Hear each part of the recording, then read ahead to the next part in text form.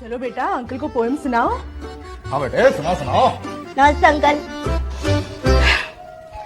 एक कौवा प्यासा था, घड़े में पानी नहीं था, कौवा मर गया। एक कमरे में 5 दोस्त रहते थे। एक का नाम था पागल, दूसरे का नाम था बेवकूफ, तीसरे का नाम था दिमाग, चौथे का नाम था कोई नहीं, पांचवे का नाम था किसी।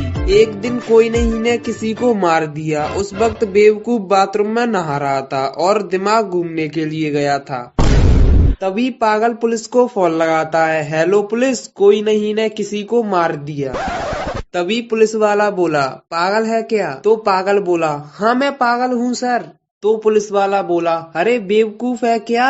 तभी पागल बोला, अरे सर बेवकूफ तो बाथरूम में नहा रहा है। तो पुलिस वाला बोला, अरे तेरे पास दिमाग नहीं है क्या? तभी पागल बोला, अरे सर वो तो घूमने के लिए गया है। तो पुलिस वाला बेहोश।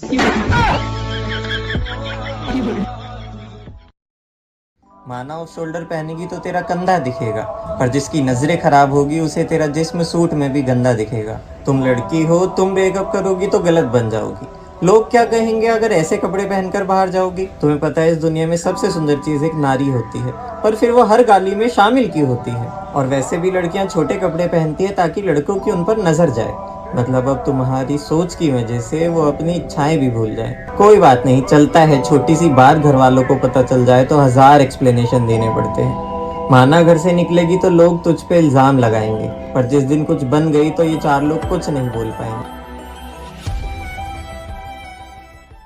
तो आज उसने पूछा कि यार हमारी कास्ट अलग है तो क्या सच में हमारा फ्यूचर साथ होगा? समाज, घर परिवार सब खिलाफ होंगे। जब उनको बताएंगे तो उनका फैसला क्या होगा? प्यार इश्क मोहब्बत के आगे पहले लिए जात खड़ी हुई है। आज तक हमारे यहाँ इंटरकास्ट मैरिज नहीं हुई है। इन उलझनों का हिसाब क्या ही होगा? मैं जानती हूँ सबका जवाब ना ही होगा। तो लड़का उसका हाथ पकड़कर कहता है, देख मेरे या तेरे शरीर पे किसी जात का निशान नहीं है, और सेम कास्ट का लड़का अच्छा ही हो इस बात पर मुझे विश्वास नहीं है। कुछ वक्त ठहरना और फिर सेटल हो जाना है। एक घर लेना है तेरे लिए, तेरे सारे सपनों को पूरा करके दिखाना है। आंखों में मोहब्बत और सजदे में इश्क का दस्तूर उतर आएगा। कामयाब होकर आऊंगा तेरे घर तेरा हाथ मांगने, और देखना कोई मना नहीं कर पाएगा। तेरी आंखों के आगे तेरे भाई मुझे गले लगा लेंगे। मत कर इतनी चिंता, एक दिन हम सबको मना लेंगे।